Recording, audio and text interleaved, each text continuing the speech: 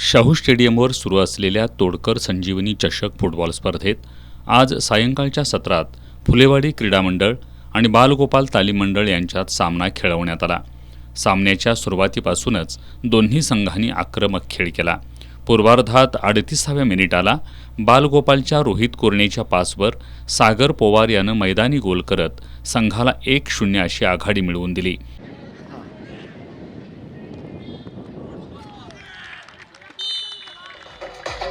पूर्वार्धापर्यंत बालगोपाल 1-0 ने आघाडीवर राहिला।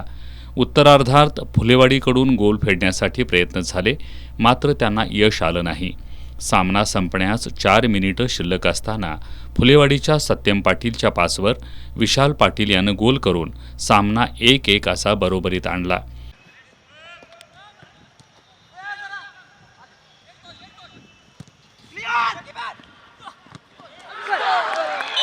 संपूर्ण वेळेत हीच बरोबरी कायम राहिल्यानं निकालासाठी टाय ब्रेकरचा अवलंब करण्यात आला।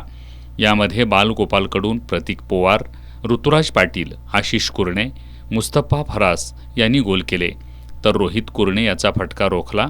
तर फुलेवाडीकडून अक्षय मंडलिक, अजय जाधव, मंगेश दिवसे, विनायक पाटील यांनी गोल नोंदवले, तर आदित्य तोरसकर याचा फटका गोलरक्षकानं रोखला। टाय ब्रेकरमध्येही सामना 4-4 असा बरोबरीत राहिला। सडन डेथमध्ये फुलेवाडीकडून कार्तिक लवटे आणि सिद्धेश साळोखे यांनी अचूक गोल नोंदवले। बालगोपालकडून युनुस नदाब यानं गोल केला। सार्थक जाधव याचा फटका फुलेवाडीच्या गोलरक्षकानं अडवल्यानं हा सामना फुलेवाडी संघानं सडन डेथमध्ये विजय मिळवून पुढील फेरीत प्रवेश केला।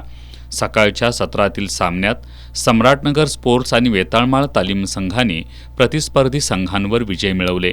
उद्या सकाळी 8 वाजता संयुक्त जुना बुधवार पेठ विरुद्ध रंकाळा तालीम, तर 4 वाजता श्री शिवाजी तरुण मंडळ विरुद्ध पाटाकडील तालीम मंडळ ब यांच्यामध्ये सामना होणार आहे।